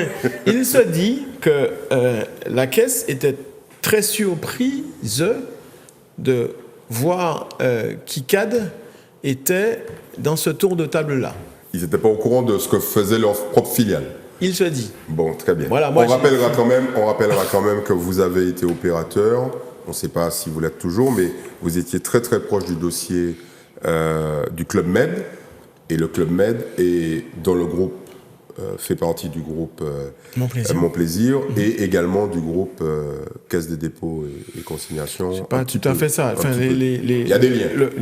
Les liens qui existent sont au travers du foncier. Tout à fait. Donc vous connaissez, c'est bon, ce que j'essayais de nous expliquer, c'est que vous êtes bien placé pour être au courant du dossier. Sur ce dossier hôtelier, je regrette vraiment que ce projet n'ait pas pu aboutir parce que il est vraiment... il pourrait être un dynamisant pour le sud de la Martinique tout entier, vraiment. Tout à fait. Et puis pour la Martinique globalement. Ben oui. Alors, vous nous tendez une perche formidable, sans jeu de mots, pas une canne, j'ai dit une perche. Vous êtes devenu un spécialiste de la pêche. Alors, je sais que vous barbotiez, vous, à titre individuel, puisque vous nous avez rappelé que vous habitez au bord de l'eau. Mais là, depuis quelques années, vous êtes dans le secteur de la pêche, à la fois en tant qu'opérateur pêcheur, on va dire ça comme ça, transformateur plutôt, et commerçant. Est-ce que vous pourriez nous rappeler ce que vous faites précisément? Comme ça donnera peut-être des idées à ceux qui n'ont rien à faire en politique. Alors. Surtout. Non, alors, rapidement, donc d'abord, j'ai travaillé donc pendant 20 ans aux côtés de Yann Monplaisir dans le groupe Monplaisir. D'abord, je dois dire que Yann a été, oui, celui qui m'a permis de rentrer en Martinique. C'est un homme que j'ai croisé par hasard. J'avais 28 ans dans un aéroport à Bruxelles. Et comme ça, on a tapé la conversation. Et puis un an plus tard, j'avais à l'époque 29 ans, il m'a dit j'ai peut-être une opportunité pour vous. Et donc, je suis rentré en Martinique. Vous dire qu'il y a quand même des hommes, chefs d'entreprise dans ce pays, qui peuvent faire confiance aux jeunes. J'étais jeune à l'époque, je ne le suis plus aujourd'hui. Et puis, donc j'ai fait un bonhomme de chemin. J'ai pris pas mal de coups dans mes activités professionnelles. Et puis, donc, il y a un an et demi, un peu plus d'un an, j'ai décidé de m'investir dans le secteur dans la filière pêche. Parce que, d'abord, avec un autre ami et associé, Gilles Van Ajohu, nous avons racheté la Copémar. Donc, la Copémar, qui est donc l'ancienne coopérative maritime de Martinique. D'ailleurs, cette opération m'a valu, pour juste faire une petite digression en politique, un communiqué de presse assez dur. Décidément. Du PPM. Ah bon? Je ne sais pas si vous vous souvenez. Je n'ai pas fait exprès pour le décidément, mais décidément. Je ne sais pas si vous vous souvenez. Non, pas de celui-là. Dites-nous. On s'en souvient. Le secrétaire général, quand nous avons bouclé cette opération, le secrétaire général actuel et de l'époque d'ailleurs, qui venait d'être élu, PPM, oui. Okay. Diony Ajar, a pris sa plume pour indiquer toute son incompréhension face au fait que la Copémar était tombée dans l'escarcelle d'un entrepreneur, enfin d'entrepreneurs privés. Et bon, j'ai pas très bien compris, d'autant que quelques mois avant, la Copémar avait lancé des appels au secours à la région, dont il était l'un des principaux élus, sans que la Copémar puisse obtenir une bouée de sauvetage. Donc, c'était juste pour revenir un petit peu en politique. Vous voyez qu'on n'est jamais très éloigné. Oui. Bon, alors, ceci dit, nous avons donc fait cette opération. Alors, on ne l'a pas fait... ça n'a pas été facile, puisque nous avions face à nous la société Rosette, qui avait d'autres moyens que les nôtres, moyens financiers. Et ça a été en réalité le point de départ de mon investissement dans la filière pêche. Bon, on va quand même rappeler que c'est la justice qui vous a confié, qui a opéré le choix. Hein. Absolument. Donc ce n'est pas une décision ni politique ni financière. Absolument. Non, très bien. Non, il faut quand même le rappeler de temps en temps. C'est important de le rappeler, d'autant que, et vous me permettez en le disant, vous me rappelez que les débats ont été longs, ont été vifs surtout. Vifs. Parce qu'il y a quand même quelques traces, je ne vais pas vous les rappeler, mais parce qu'ils ne sont pas tous très faciles, oui. Toutes très faciles, ça a été quand même un débat politique. Non, là où la politique s'en est mêlée, c'est qu'à un moment donné, on a demandé, parce qu'il s'agissait aussi de la Copémar gère des AOT. Donc, à un moment donné, la collectivité devait se prononcer, la collectivité territoriale. Tout ce que la collectivité territoriale a indiqué, c'est qu'elle soutiendrait le projet que la justice choisirait. Voilà. Pour nos téléspectateurs, AOT autorisation d'occupation temporaire. C'est par exemple des espaces où il y a des espaces glacières. où il y a des machines à glace, des espaces où nous avons nos magasins, puisque nous avons... Vous vendez de l'essence aussi. On vend de l'essence, on vend des produits d'accastillage. Donc voilà, ça a été en réalité notre départ dans ce secteur-là. Et puis, donc, nous avons racheté également une société qui s'appelle Marin Pêche, qui est une unité de transformation de produits de la mer. Et là, nous l'avons démarré de rien, de zéro. Et ça a été dur parce que nous avons, et c'est pour ça que je me suis tenu loin de la politique et que... Nous avons démarré cette société, et surtout moi, parce que j'avais l'utopie de dire cet outil peut être structurant pour la filière pêche. Parce que c'est un outil qui avait été financé sur des fonds européens, c'est pas 2 francs, c'est quand même 1,7 million qui ont été déposés là. Cet outil a été créé en 2004. Il ne tournait pas. Quand on arrive là en 2016, il n'a toujours pas tourné.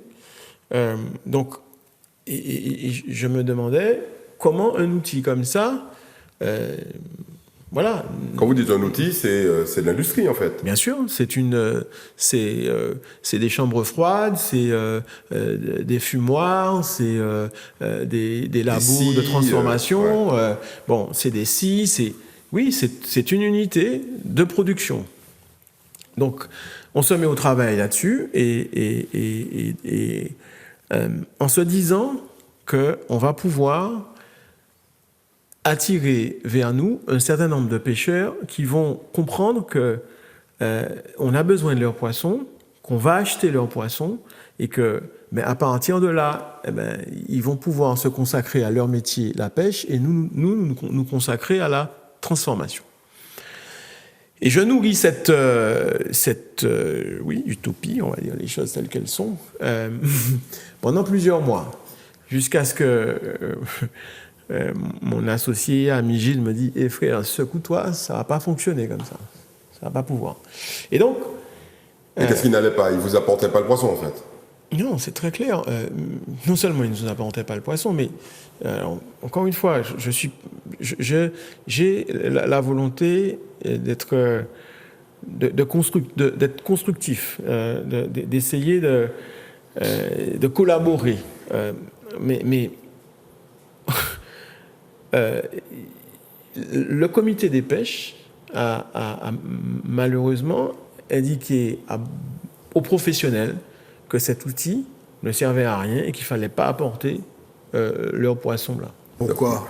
Qui présidait le comité à l'époque? C'est toujours le même. Olivier Marlène? Oui. Enfin, okay. Après, il faut pas. Vous savez que c'est une émission qui aime bien avoir des potes. Vous venez de déclarer la guerre. Mais pourquoi? Mais non. J'ai pas. Mais raison? Ce que je vous dis là, je lui dis en face. C'est pas. Pour quelle raison? Oui. Enfin, alors, il évoque 2 raisons. Il évoque 2 raisons. Il évoque d'abord le fait que on ne racheterait pas au bon prix. Okay. À ça, je dis faux.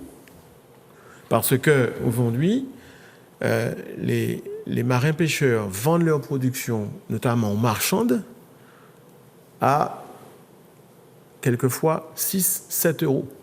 Nous, on rachète à 8 le kilo. Le prix qui est pratiqué, on va dire pour monsieur tout le monde, quand moi je vais acheter, c'est aux alentours de 10, c'est ça?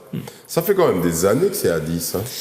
Alors, qu'est-ce qui se passe en fait? C'est le seul produit en Martinique qui n'a pas la doigt d'augmenter en fait. Alors que, effectivement, vous avez raison. Hein. Tout augmente, sauf l'essence a pris 20%, le carburant a pris 20%. Moi, ça fait 10 ans que j'achète mon kilo de poisson à 10 euros. Ça fait 15 ans que... Non, ça fait 15 ans qu'il est à 10 euros. C'est impensable. Non seulement c'est impensable, mais je trouve qu'il y a matière à valoriser ce que les producteurs martiniquais font. Parce que malheureusement, cette production, elle n'a cessé de décroître. Ça fait 20 ans, on a perdu en 20 ans 60% des captures. Alors on va revenir sur les chiffres. Vous disiez que vous payez à 8. Premier argument, Du comité des pêches. Du comité des pêches. Alors, j'essaie de traduire. Hein. En clair, le comité des pêches a dit aux pêcheurs, ne portez pas votre poisson à Marin Pêche. Oui. C'est ça? Ok. Oui. Alors, deuxième raison? La deuxième raison, c'est que pour le comité des pêches, la vente directe est prioritaire. C'est une manière de conserver la marge. Ouais, à la vente directe, c'est-à-dire que le pêcheur vend directement au consommateur. Voilà. Est-ce que le comité des pêches n'a pas fait un lien peut-être un peu bizarre entre le fait que vous êtes déjà propriétaire, enfin gestionnaire de la structure qui vend aux marins pêcheurs de l'essence, de l'accastillage, etc. Et que parallèlement, vous vouliez leur acheter du poisson. Et il semblerait quand même que le comité des pêches ait été favorable à un autre repreneur. Tout ça, ça ne... C'est pas il semblerait. Enfin bon, après... Ça rentre pas dans le... Évidemment que ça rentre dans la même chose. Alors, pour être, oui, très, très clair là encore, mais là, par contre, je ne crois pas que ce soit le comité des pêches. Enfin, les dirigeants, on va dire ça comme ça. Oui. En fait, le président... Ah ouais, carrément. Il faut dire les choses.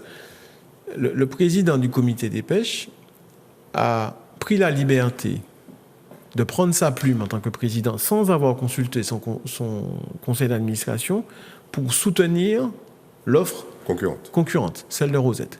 Bon, on ne va pas revenir dessus. Donc je pense que... Ça va vous avoir plein d'amis, ça. Je pense, après la diffusion de cette émission. Et nous on va l'inviter, a priori. Non, mais après, il faut dire les choses. Moi, je ne suis pas là non plus. Vous m'avez demandé de ne pas faire de langue de bois. Continuez, bon. s'il vous plaît. C'est très bon. Je sens que l'audience va bientôt exploser. Nous sommes très contents. Bon, donc voilà. Bon, alors, quand même, pour le savoir, alors, c'est vrai que l'offre concurrente avait donc la signature du président, mais nous avions 500 signatures de marins pêcheurs pour appuyer notre offre. À peu près 500, un peu moins de 500 signatures. Donc, vous voyez, nous n'étions pas à l'époque, nous n'avions pas à l'époque, aujourd'hui, on a un siège au comité des pièges, des pièges maintenant. Révélateur. Au comité des pêches. Au comité des pièges, je siège là-bas. Donc, nous n'avions pas de siège à l'époque. Donc, vous dire que déjà là, nous étions dans une dynamique et encore une fois, nous avons aussi développé ce projet de racheter Copémar au travers de Maxipêche, l'entreprise que nous avons créée, avec la volonté de dynamiser une filière. Donc on est dans la logique. Vous êtes des gentils en fait. Eux, ils vous font passer pour des méchants, mais vous dites, nous sommes pro-secteur. Oui. Alors, ce que je voudrais... on n'est pas des philanthropes. Ouais. On est là pour gagner de l'argent. Je ne vais pas vous dire qu'on est juste là pour dynamiser une filière. Alors, nous, ce qui nous intéresse dans cette émission, c'est, comme vous l'aurez compris, c'est l'intérêt général.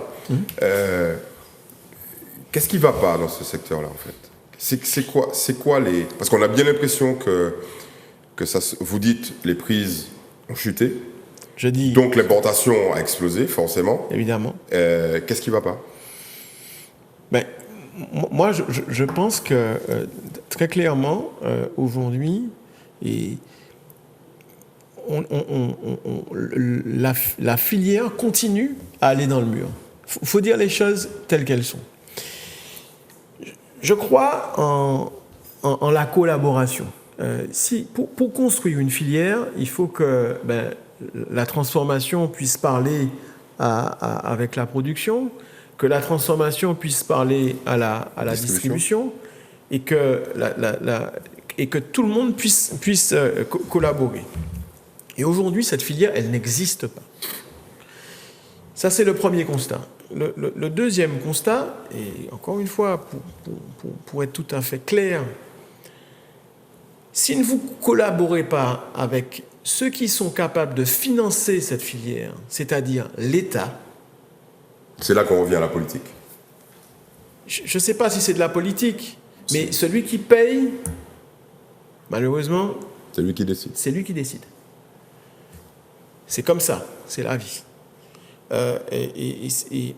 Et aujourd'hui, j'ai malheureusement l'impression que, malgré le fait qu'on a une opportunité qui est magistrale, dans la pêche.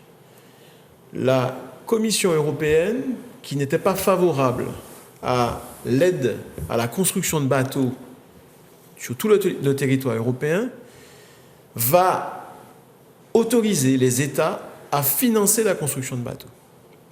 Sauf que, pour ce faire, la Commission européenne demande que, d'abord, on finance vraiment la pêche, c'est-à-dire qu'on ne finance pas le pescatourisme, qu'on n'achète pas par opportunité des bateaux pour aller faire la fête. Ne venez pas sur la Mercury, s'il vous plaît. Vous nous tentez. Non, mais bon. Vous nous tentez. Non, mais on parle de pêche. De vraie pêche. De vraie pêche. On demande... Pour nos téléspectateurs, pescatourisme, c'est l'activité qui associe... Une activité qui associe la pêche au tourisme. D'accord. Donc, Les touristes qui veulent faire un petit tour en bateau, Voilà. etc., Et fait voir par comment- des marins pêcheurs en activité. Voilà. Ou pas d'ailleurs, ou plus. Ou plus. Mais, Ouais. mais ce métier que je respecte, hein, et qui est un métier noble, pour moi, c'est un métier lié au tourisme. Ah oui, d'accord. C'est un métier qui devrait être éventuellement financé sur le FEDER, Ouais, par exemple, ok. mais pas sur les fonds consacrés à la pêche. Donc, on a une chance particulière et magistrale de pouvoir redynamiser la filière, faire en sorte que des jeunes puissent s'intéresser à la filière.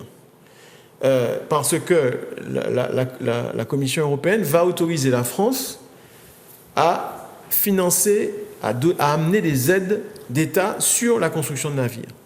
À plusieurs conditions. Une condition, je vous l'ai évoqué, on ne met pas la pression sur la ressource côtière. 1. 2. On finance que la pêche et rien que la pêche. 3. Les bateaux qui seront construits doivent être construits pour la Martinique en Martinique. Oui. Donc, vous voyez, il y a toute une dynamique qui peut se créer autour de ça, mais j'ai l'impression qu'aujourd'hui, on ne veut pas la saisir. On sait qui? Et pour être très clair, ceux qui aujourd'hui ont en main la destinée de la filière pêche. Ok. Oui, Donc voilà. le comité. Donc le comité des pêches. Donc Mais son là- président. Si vous voulez, mais je n'ai pas envie de personnaliser parce que je On ne l'a suis déjà pas dans fait. le fun. C'est fait. Je suis pas dans le fun chou et c'est pas ma logique. Une question de Simplement- Mike. Une question de Oui, Mike. pardon. Mais au-delà du comité, qui est un acteur évidemment indispensable, l'action de la CTM dans ces impératifs-là, quel est-elle son rôle par rapport aux exigences de la Commission européenne? Et puis son attitude. Voilà, est-ce que les responsables que vous connaissez, le conseiller exécutif, les responsables de commissions sectorielles, quelle est leur implication dans cette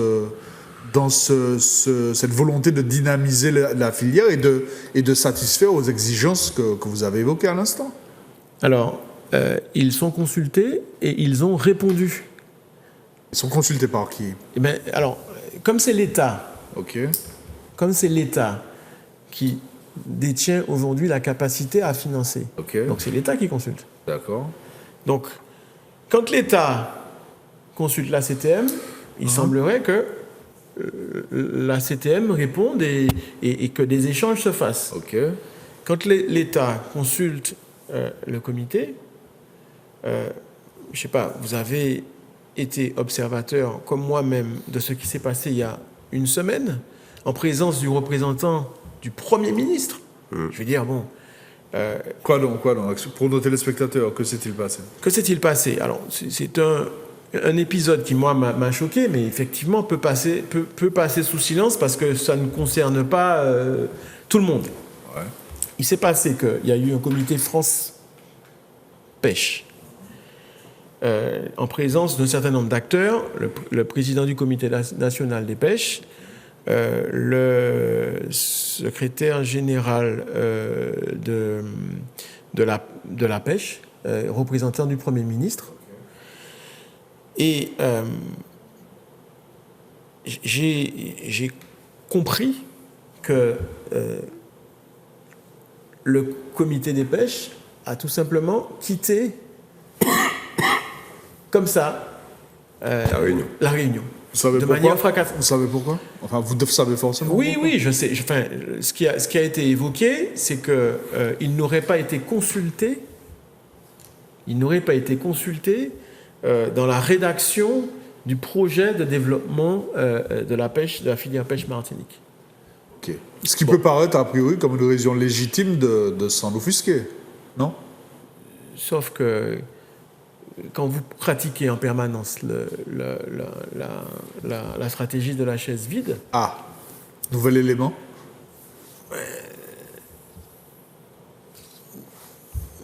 Cette stratégie-là, vous arrivez à la... Enfin, je vous cite stratégie, entre guillemets. Vous arrivez à la décrypter. non. Quel est son agenda, si agenda il y a? J'en parle, mais avec un peu dépité, parce que j'arrive pas à la décrypter. Je me dis, on a une chance particulière de dynamiser toute une filière, de pouvoir attirer des jeunes, de pouvoir comment dire, dynamiser la filière du constructeur du bateau jusqu'aux sociétés de pêche, et on ne la saisit pas. Alors même s'il y a sans doute des échanges il y a des échanges, il y a des corrections sans doute à effectuer sur le projet, mais Vous dénoncez le clash qu'il y a eu, ça se passait le 6 février dernier, entre les représentants des pêcheurs, notamment le comité des pêches, et l'État. Et vous dites ce n'est qu'un des signes de l'absence de gestion efficace du secteur. C'est un signe de plus. C'est malheureusement pour moi un signe de plus.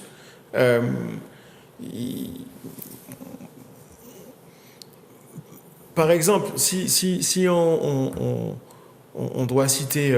comment vous voulez attirer des jeunes quand tout le temps vous pleurez que il n'y a pas d'argent, que le secteur est sinistré. Je veux dire, on a une chance, et on parlait d'emploi tout à l'heure, on a une chance qui est intéressante et on ne la saisit pas. Donc oui, je suis désolé de ça. C'est peut-être une question naïve, mais les responsables de la CTM ne peuvent pas jouer quelque part un rôle de médiateur entre l'État et la direction du comité des pêches? Non? Vous les décriviez tout à l'heure comme convaincus justement de la nécessité d'avancer, de dynamiser la filière. Moi, je les sens, en tout cas, aux exigences, etc. je les sens, oui, plutôt dans cette dynamique Ouais. de vouloir. D'ailleurs, actuellement, la collectivité a lancé un plan de remise en état de toutes les machines à glace sur tout le secteur, ok. sur tous les apides, pardon. Ouais. Donc, moi, je les sens, oui. D'ailleurs, sur le Marin, pas très loin de notre usine, sans doute dans pas longtemps, va être inaugurée une très belle halle de pêche, avec des chambres froides. Le port de pêche du Marin est en train d'être bien modernisé. Tout ça sous la houlette de la CTM. Donc, encore, enfin, c'est juste un constat. On a l'impression, de toute façon, Éric Copette, on a l'impression que cette espèce d'affrontement, appelons ça comme ça, qui oppose Marin Pêche au comité des pêches n'en est pas à son premier épisode, puisque vous avez rappelé que vous aviez à la fois un conflit sur le boycott, entre guillemets, parce que le mot a été prononcé par vous. Il y a un autre conflit sur le prix du poisson, etc. Vous, si on vous interroge aujourd'hui, c'est à la fois en tant qu'ex-politique, c'est quoi les solutions? Mais je vais vous dire, pour moi, les solutions passent d'abord par la formation, pouvoir attirer les jeunes. Parce qu'on aura beau construire des bateaux et financer des bateaux, si on n'a pas des gens à embarquer. Des pêcheurs, en fait. Ah, bien sûr. Des matelots, des capitaines. Un personnel lié à la navigation et à la pêche. On ne pourra pas. L'idée, selon moi, c'est qu'il faut arrêter de mettre la pression sur la ressource côtière, la ressource benthique, comme on l'appelle, et pouvoir dynamiser une pression qui n'en est pas une, parce que, je veux dire, construire... je pense qu'avec les financements qui seront en place, on va construire 5-6 bateaux par an. C'est pas énorme. C'est pas énorme, d'abord. Et ces bateaux-là iront où? Ils iront sur la ZE de la zone exclusive, économique exclusive de Martinique. Et, il y a du poisson là? Mais oui, la ressource. On nous a toujours dit que le poisson se situait sur le plateau des Guyanes et qu'il n'y avait rien au large de la Martinique. Non, pas du tout. Aujourd'hui, la ressource hauturière existe. Il y a des techniques qui sont développées pour pouvoir augmenter les captures. Le DCP fait partie de ces techniques.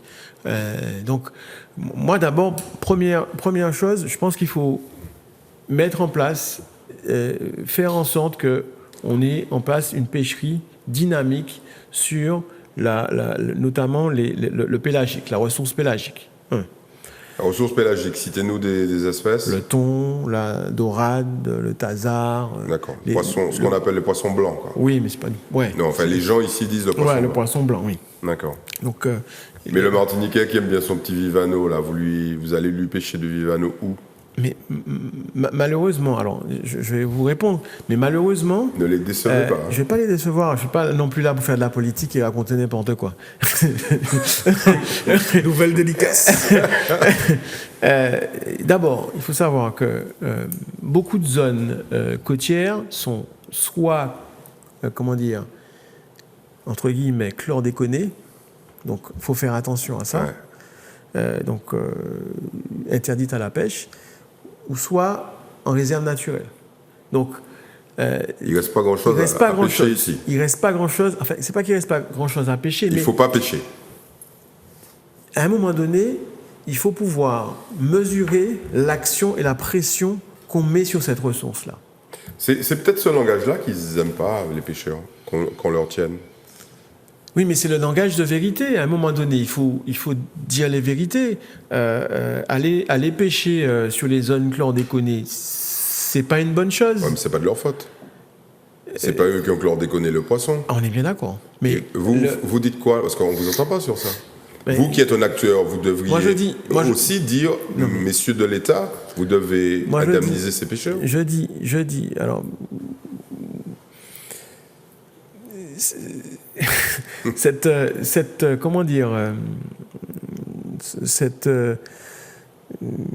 Tout le temps se tourner vers l'indemnisation, ça rend les gens pas forcément très, très volontaires au travail.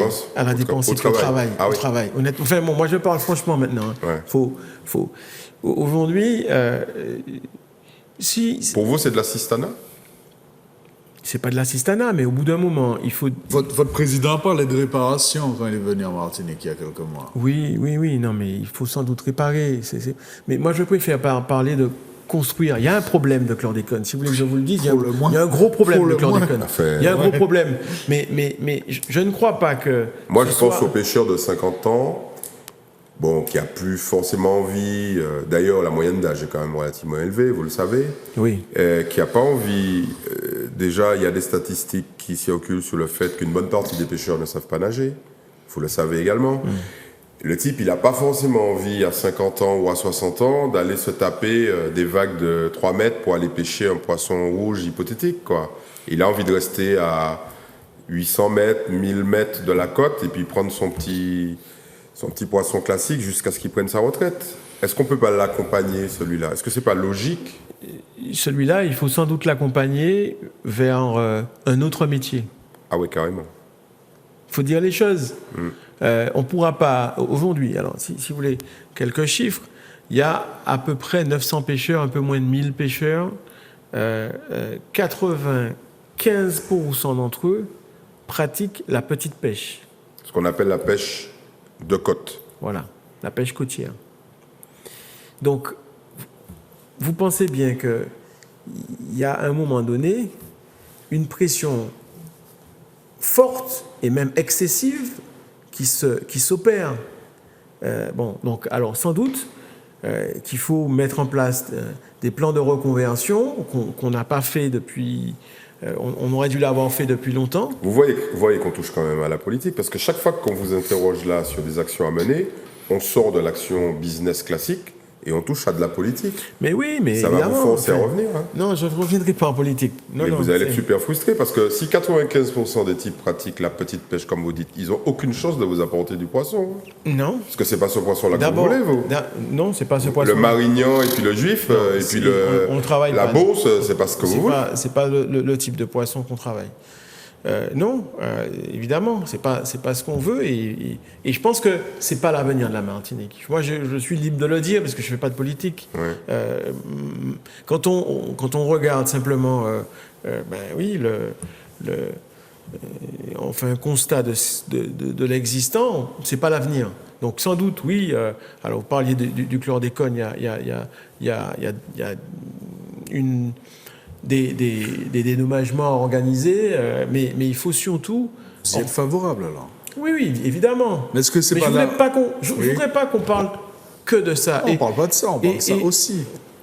Et dans le discours aujourd'hui, dans cette filière, on ne parle que de ça. Ah, c'est aussi présent que ça dans la filière aujourd'hui?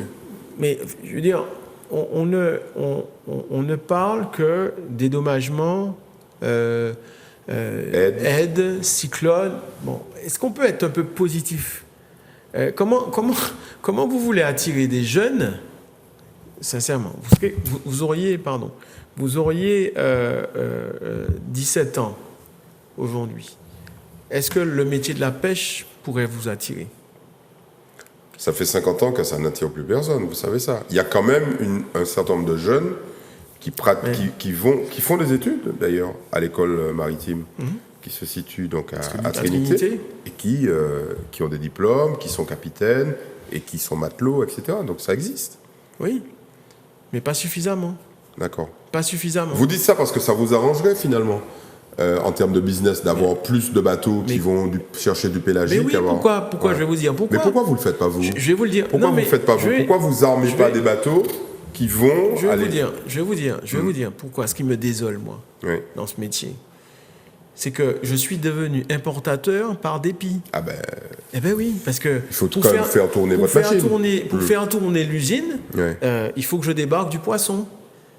Et la seule solution qui m'a été offerte, c'est d'importer ce poisson. Mais personne ne vous en d'affréter.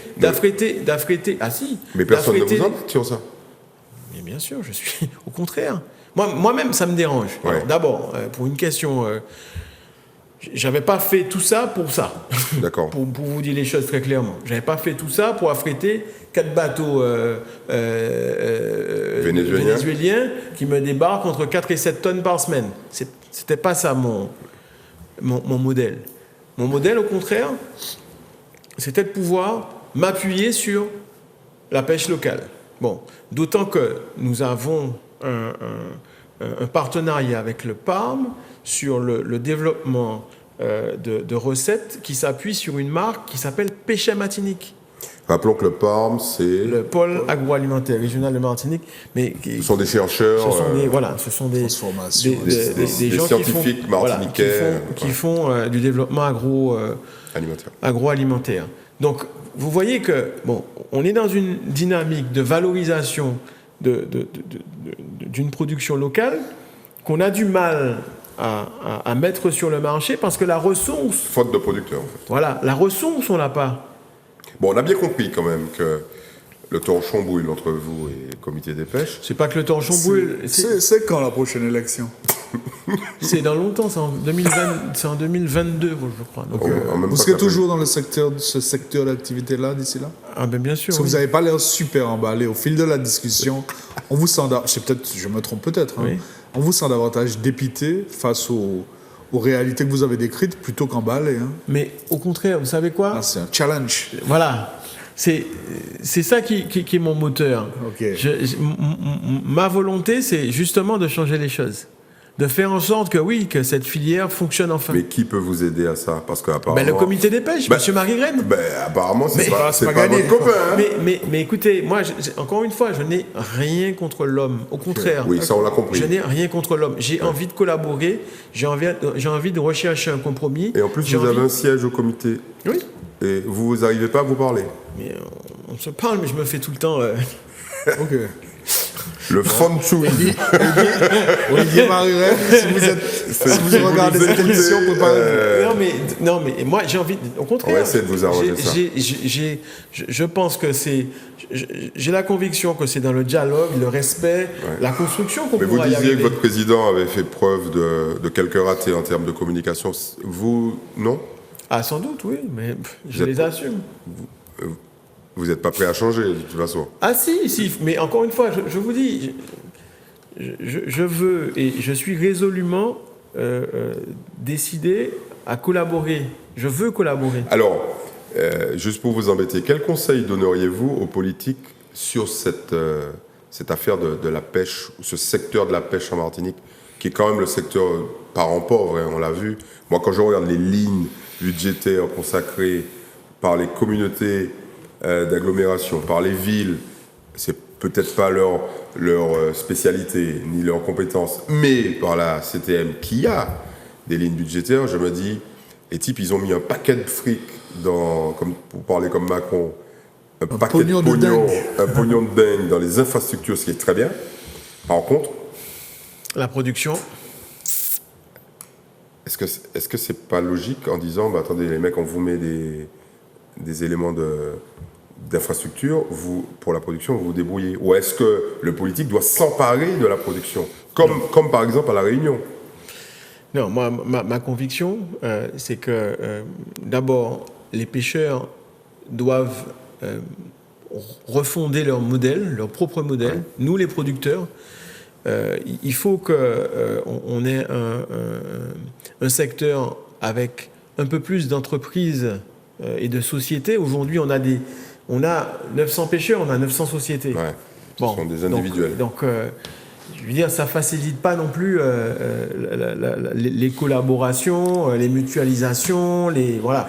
En fait, vous nous rappelez Macron, quoi. Vous arrivez avec votre vision un peu techno, un peu rationnelle, un peu efficace, et puis vous êtes dans un environnement où les choses sont stratifiées depuis des décennies, et puis vous voulez foutre le dawa, et ils n'ont pas envie que ça se passe comme ça. C'est ça, en fait. J'ai pas envie de foutre le dawa, c'est pas du tout ça. J'ai vraiment la volonté de faire en sorte que cette filière, elle fonctionne, parce que on est malgré tout une île dans la Caraïbe. À Sainte-Lucie, ça pêche près de 7000 tonnes par an. Plus bas, à Saint-Vincent, ça pêche énormément. Encore plus bas, à Grenade, ça pêche près de 15 000 tonnes. Thon, langoustes, etc. Plus haut, je ne vous en parle pas. Et on est, nous, là... Enfermés.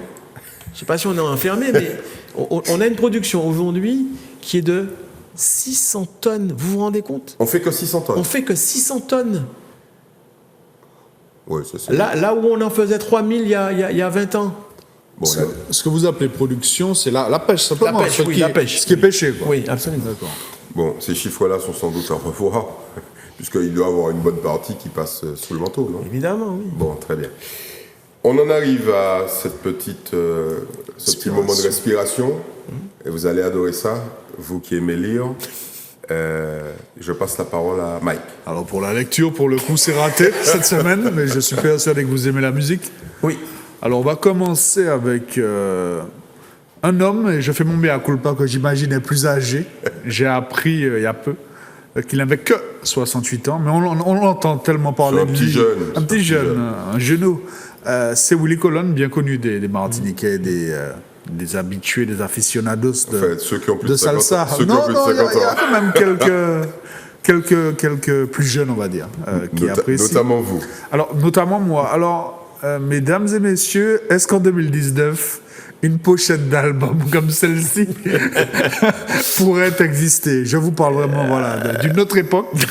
Alors, pour les hispanophones et ceux qui comprennent l'espagnol qui nous regardent, Lomato, c'est « Je le tue ». le monsieur moustachu, la pauvre victime moustachue sur la pochette de l'album. Mais le titre complet de cet album, qui est un des albums majeurs de Willie Colon, qui est sorti en 1973, ça ne nous rajeunit pas. Le titre complet, pour lui faire justice, c'est « Je le tue ». Le gars a quand même de l'humour, si vous achetez cet album. Donc c'est vraiment un des albums les plus connus de la riche discographie de Willie Colon, qui est, compositeur, même s'il est un petit peu plus discret ces dernières années, compositeur, tromboniste, etc., chanteur. Et voilà, et qui a fait le bonheur des aficionados, notamment avec son partenaire, un autre grand cireur, Ruben. Le grand chanteur, non, Hector Lavoe, et bien Hector sûr... Lavoe, oui. qui nous a quittés depuis de nombreuses années, et bien sûr Ruben Blades, avec lequel il a réalisé d'autres albums emblématiques de ce son particulier aussi de la salsa, voilà, qui est, pour le rappeler, né à New York. Tout à fait. Avec bien sûr beaucoup d'inspirations diverses et variées. Alors, un musicien que j'aime beaucoup, un jeune chanteur guadeloupéen qui s'appelle Éric Piedurand. Et l'année dernière, il a sorti ce qu'on appelle un EP, c'est-à-dire un mini-album, il y a de 6 titres, qui est un hommage au grand, à l'immense Eugène Mona. Et voilà, pour ceux qui le connaissent, notamment en live, Éric Piedurand, en plus d'être un très bon chanteur d'un point de vue technique, un chanteur véritablement habité, quoi. C'est-à-dire qu'il projette et qui transmet beaucoup d'émotions dans son chant et dans sa présence scénique. Et quand on rend hommage à un performeur et à la bête de scène qu'a été Eugène Mona, voilà, je pense que Mona, que je n'ai pas connu hélas, aurait été très satisfait, voire peut-être fier de l'hommage qui lui a été vraiment magistralement rendu par Éric Piedurand et ses musiciens sur ce mini-album. Et je conseille, tout l'album est excellent, mais je conseille vraiment le titre « Missier criminel », qui est vraiment absolument magnifique d'intensité, quoi. Et puis un petit mot pour conclure sur la une du dernier Antilla, avec un dossier spécial consacré au patrimoine et notamment aux églises de Martinique, avec un petit focus sur un focus tout court, pas petit, sur les projets de l'archevêque, Monseigneur David Macaire, qui passe notamment par la rénovation d'un certain nombre d'églises emblématiques de Martinique, notamment l'église de Sainte-Thérèse. Voilà, Eddy, c'est à vous pour les livres cette fois. Je prends le relais pour la lecture. Très rapidement, je tenais absolument à parler du dernier opus de Roland Jean-Baptiste Édouard, qui s'appelle « Césaire, ce rebelle bien-aimé ». C'est un recueil de textes sur Aimé Césaire. Il y a notamment un texte que Roland Jean-Baptiste Édouard avait proposé à Aimé Césaire, et bien mal lui en a pris, puisque Aimé Césaire lui a dit ce texte est tellement bon que vous devrez impérativement le publier. Donc le type, il a été obligé de se dire sa promesse. Et dans ce recueil, il y a des choses vraiment magnifiques. J'ai assisté notamment à des lectures publiques faites par de grands artistes, notamment un de vos anciens partenaires du PPM, vous voyez de qui je parlais, un conteur célèbre. C'est à avoir absolument. Bon, je suis obligé de faire dans le polar de manière systématique. Si vous voulez savoir à quoi ressemblent les polars japonais et à cet art du tatouage intégral japonais qui s'appelle l'irezumi, lisez ce bouquin, c'est vraiment fabuleux. Akimitsu Tagaki, ça c'est un thriller, c'est un classique publié dans fin des années 40 et que tout le monde s'arrache. Je fais vite parce qu'il ne reste pas beaucoup de temps. Bon, le must du must, c'est Lionel Trouillot. Bon, comme c'est l'écrivain fétiche de Mike, oui, je ne vais pas m'apesantir, mais ça c'est fabuleux. C'est l'histoire d'une jeune héritière, on va dire mulâtre, haïtienne, qui s'aventure du côté des quartiers malfamés. Qui s'encanaille. Et ce bouquin est absolument fabuleux. Il décrit une réalité de confrontation de classe et de race en Haïti, ce qu'on n'a pas trop l'habitude de lire, mais là c'est fabuleux. Et puis bon, si vous voulez, comme notre ami Éric Copette, savoir ce qui va se passer, Yuval Noah Harari, alors lui c'est best-seller absolu, c'est un écrivain israélien qui a écrit Sapiens notamment, qui se vend comme des petits pains. 21 leçons pour le 21e siècle. Il faut absolument que vous ayez ça, ne serait-ce que pour sourire lorsque vous voyez des hommes politiques nous balancer un certain nombre de vérités. Au moins, Éric Copette l'a compris. Éric, merci beaucoup. Merci de m'avoir reçu. C'était un plaisir. Oui, j'ai l'impression que l'audience de cette émission va bondir. On ne vous dit pas dans 2 ans, non? Pardon? On ne vous dit pas dans 2 ans? Ah, non. Ou dès l'année prochaine. Non. Peut-être sur une liste aux élections municipales de Sainte-Anne. Ah, On non. n'en a pas parlé Non. trop de ça. Non, Non, Sainte-Anne, je on vous sais Ça a aussi, laissé c'est tranquille. fini. Et oui, non, je ne serai pas candidat aux élections municipales. Même pas sur une liste. Non, même pas sur une liste. Bon, très bien. C'est une façon de dire au maire que finalement il fait un bon boulot. Il fait son travail. Après, chacun jugera, chaque électeur jugera de la qualité du travail effectué par monsieur J'ai mieux. Mieux. Vous soutiendrez des candidats potentiels ou Non. est-ce que déjà déclaré, non? Non, vraiment. Non, vraiment, je suis focus. Focus pêche. Voilà. Bon, c'est une façon de faire de la politique de toute façon. On a vu. ce soir. Mike, merci beaucoup. Merci, Eddie. Et puis, rendez-vous à la semaine prochaine. Merci de votre fidélité. À bientôt.